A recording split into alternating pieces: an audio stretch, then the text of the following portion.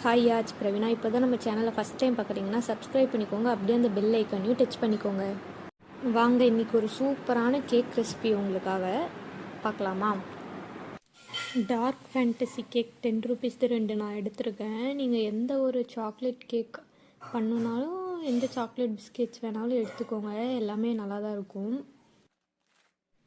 இப்போ நம்ம 2 பேக்கெட் பிஸ்கெட்டையும் ஒரு பவுலில் போட்டுட்டு இப்படி குட்டி குட்டியாக உடச்சி போட்டுக்கோங்க. ஏன்னா அப்போ தான் நம்ம வந்து மிக்சியில் போட்டு அரைக்கிறப்போ நமக்கு வந்து ஈஸியாக இருக்கும். இது இப்படி உடச்சி போட்டுட்டு நம்ம இப்போ மிக்சியில் போட்டு ஜாரில் போட்டு நல்லா சாஃப்டாக அரைச்சிக்கோங்க.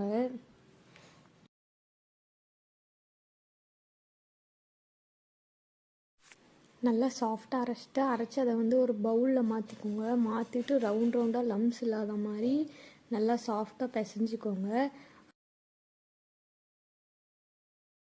நெக்ஸ்ட் வந்து நம்ம இப்போ கொக்கோ பவுடர் ஆட் பண்ணிக்கலாம். நான் வந்து 1 ஸ்பூன் தான், அதை ஹாஃபாக ஆட் பண்ணிக்கிட்டேன். நீங்கள் 1 ஸ்பூன் கொக்கோ பவுடர் ஆட் பண்ணிக்கோங்க. நெக்ஸ்ட்டு வந்து பேக்கிங் சோடா 1/2 ஸ்பூன் போட்டுக்கோங்க. போட்டதுக்கப்புறம் கொஞ்சம் மில்க் போட்டுட்டு நல்லா மிக்ஸ் பண்ணிக்கோங்க. கொஞ்சமாக மில்க் ஆட் பண்ணிக்கோங்க. நான் வந்து 1 டம்ளர் மில்க் ஆட் பண்ணியிருக்கேன். உங்களுக்கு எவ்வளோ வேணுமோ அந்த அளவுக்கு ஆட் பண்ணிக்கோங்க. ரொம்ப கெட்டியாகவும் இருக்கக்கூடாது, ரொம்ப லூஸாகவும் இருக்கக்கூடாது. அதுக்கு தகுந்த மாதிரி உங்களுக்கு எவ்வளோ மில்க் வேணுமோ அந்த அளவுக்கு ஆட் பண்ணிக்கோங்க. உங்களுக்கு எக்ஸ்ட்ரா கொஞ்சமாக நீங்கள் போட்டு கூட மிக்ஸ் பண்ணிக்கலாம், ஒன்றும் பிரச்சனை இல்லை.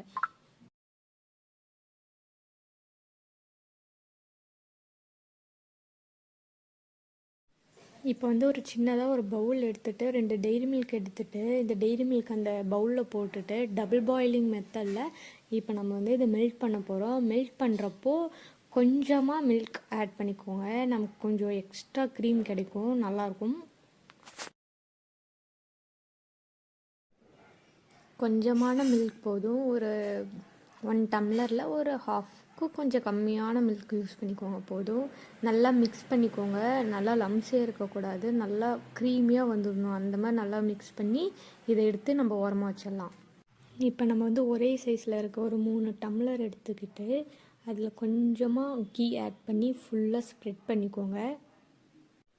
3 டம்ளர்லேயும் ஃபுல்லாக அப்ளை பண்ணிவிட்டு நெக்ஸ்ட்டு நம்ம பண்ணி வச்சுருந்த க்ரீம் கொஞ்சம் போட்டுட்டு ஹாஃப் போட்டுட்டு நெக்ஸ்ட்டு நம்ம பண்ணி வச்சுருந்த அந்த டெய்ரி மில்க் க்ரீம் போட்டுட்டு திருப்பியும் இந்த க்ரீம் மேலே போட்டு 3 டம்ளரும் அந்த மாதிரி ஃபில் பண்ணி வச்சுக்கோங்க.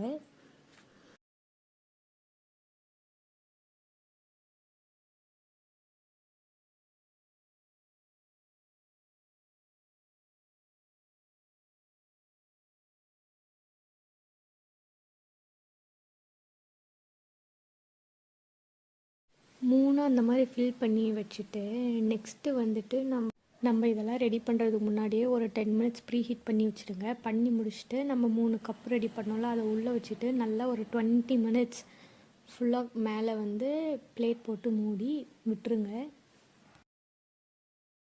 ஒரு 20 மினிட்ஸ்க்கு அப்புறம் ஓப்பன் பண்ணி பார்த்திங்கன்னா இப்படி தான் சூப்பரான ஒரு கேக் நமக்கு கிடச்சிரும். நிஜமாக ரொம்ப நல்லா இருந்துச்சு. எல்லோரும் ட்ரை பண்ணி பாருங்கள். ட்ரை பண்ணி பார்த்துட்டு எப்படி இருந்ததுன்னு சொல்லிட்டு கமெண்ட் பண்ணுங்கள். வெளியே எடுத்தோடனே சாப்பிட வேணாம், ஒரு 10 மினிட்ஸ் ரெஸ்ட் பண்ணிவிட்டு அதுக்கப்புறம் சாப்பிடுங்க. ரொம்ப நல்லாயிருக்கும், ரொம்ப டேஸ்டியாக இருக்கும். ஓகே, பாய்.